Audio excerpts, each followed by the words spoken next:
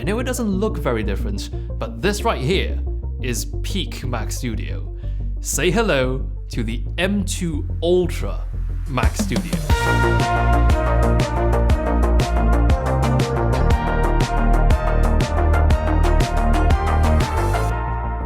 The general impression of the M2 Ultra is this being a simple spec bump from this, the M1 Ultra. It's heavier than it looks. It was introduced as having a 20% faster CPU and 30% faster GPU. Of course, we know performance figures tend to be quite task specific. It could be quite a bit faster or just marginally faster, depending on what you're doing. Still, the somewhat faster expectation was pretty much set at introduction. However, there was one use case that caught me completely off guard. This M2 Ultra was outperforming the M1 Ultra by almost twice as fast. And it's not some very niche use case, it's actually a very crucial step in every video editor's workflow. This new Mac Studio is also a bit more than just a chip swap, because the hardware, despite looking exactly the same, has some differences. On the latest Mac Studios, wireless connectivity has been upgraded, Wi-Fi 6E up from Wi-Fi 6 and Bluetooth 5.3 up from 5.0. The HDMI port as well is one of the most significant upgrades. You might notice you can't find anywhere which explicitly states whether it's now HDMI 2.1 or not, and there's a reason for that. The HDMI organization actually forbids adopters to use HDMI version numbers in product marketing. Instead, they're required to state the exact features supported by their HDMI ports, which, to their credit, is actually much better for clarity. So, thanks to that, we know, for the case of our M2 Ultra Mac Studio, the HDMI port can drive exactly an 8K display up to 60Hz or a 4K display up to 240Hz. Much of what I think about the original M1 Ultra Mac Studio still applies to this one, so the fascination I expressed in my review last year still very much remains, compounded with the fact that it's an even better computer now. Last round, it could handle 18 streams of 8K ProRes, and that number has been upped to 22 streams on the M2 Ultra. I of course had to see it for myself, so here it is, 22 8K videos, all playing back at once. Pure insanity. Now, I won't exactly call this a daily use case for the bulk of us, but it is a darn good indicator of the performance bump for everything else. Before I go into comparisons, I should also probably introduce the configurations I'm running on. With the exception of just a 4TB SSD on the M1 Ultra Mac Studio, these are both maxed out configurations. In Topaz Video AI, the M2 Ultra took only about 2/3 of the time it took the M1 Ultra to upscale a 1-minute 4K clip up to 8K. Based on these results, if we're talking 5 minutes of time saved per minute of footage processed, you can imagine how this scales up on bigger projects. In DaVinci Resolve, I tried putting that GPU to work by throwing on some temporal noise reduction, and expectedly, we are getting better frame rates on the M2 Ultra. While testing this, I let my intrusive thoughts take over and maxed out both temporal plus spatial noise reduction. If this was a real life thing, your footage is probably way beyond saving. But I still got a frame rate of around 40 frames per second, which means if this were a 24p or 30p clip, it would quite unbelievably still be able to play back in real time. So definite improvements on the M2 Ultra, but that thing I mentioned earlier, which was so much improved it caught me off guard, I was just about to get to that.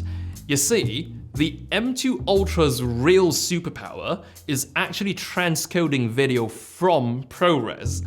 In this specific regard, it has a massive edge over the M1 Ultra. Look at the speed difference when we transcode a 5-minute 4K ProRes clip into H.265. It's nearly twice as fast with the M2 Ultra. It's almost shocking for the difference to be this big. I mean, yes, the M1 Ultra is still considered fast, but what we just saw was something else.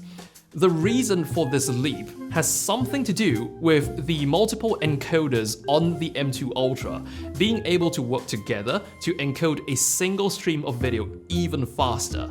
And it's important to understand that this isn't just a benefit you'll enjoy when just transcoding clips specifically in compressor, it quite directly translates into faster render speeds in apps like Final Cut Pro as well. If you think this has nothing to do with you because your source footage was not shot in ProRes, the optimized footage generated for your project is most likely going to be in ProRes anyway.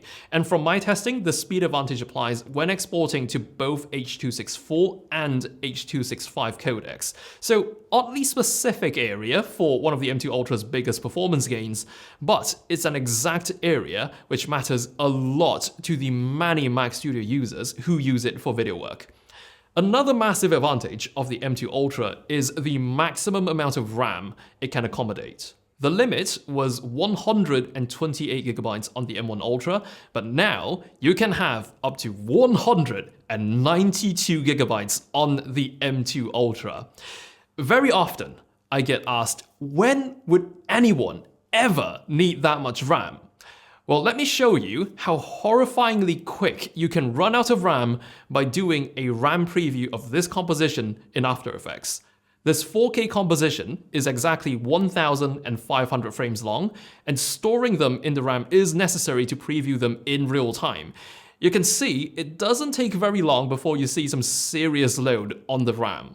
Luckily, we've got 192 gigs of it, so we've still got a little bit of RAM to spare. And to show you how direct of an impact this can have on productivity, here's the same project running on a system with only 16GB of RAM. It could only cache about 140 frames before it ran out of memory, so our real-time preview is then limited to only a handful of seconds. Of course, when it comes to multitasking, you're also pretty much bulletproof with 192GB of RAM. In fact, using this Mac Studio has actually completely diminished my discipline of closing apps and browser tabs to free up RAM. If you need to have your entire suite of creative apps open at the same time, so be it. It's not like it's gonna slow you down anyway. And because it's unified memory, that means the GPU also has access to that huge pool of RAM. 192GB is way beyond the amount of VRAM currently being offered on any discrete GPU. For reference, the NVIDIA RTX 6080 generation has 48GB of VRAM. Not to mention, this is a card that currently costs more than this entire maxed out Mac Studio, complete with 8TB of SSD. Speaking of which, these SSDs are blazing fast just like the previous generation of Mac Studios. Every video I've worked on in the past 2 months has been edited with this exact Mac Studio. All the project files are still living in here. I know that it still is just a matter of time before I run out of storage, but having more internal storage means I can have more projects on here concurrently, and I don't have to migrate files over to long-term storage as often. If anyone can relate, running out of storage mid-project is one of the most frustrating, stressful, and time-consuming things to deal with. The way I see it, having tons of storage is not merely a luxury, it actually lets you focus on getting work done. What is a luxury though, is putting this powerhouse on your desk to work and not being able to hear its fans. I cannot get the fans to spool up to an audible extent. Trust me, I've tried, like leaving Cinebench running continuously for 30 minutes? Nothing.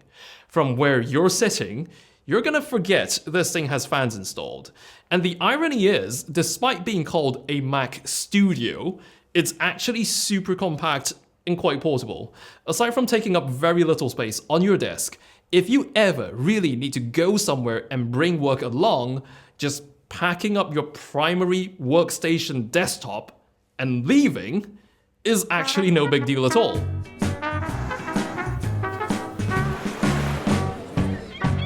If someone asked me to describe my general opinions of the Mac Studio, this thing is a dragon in sheep's clothing.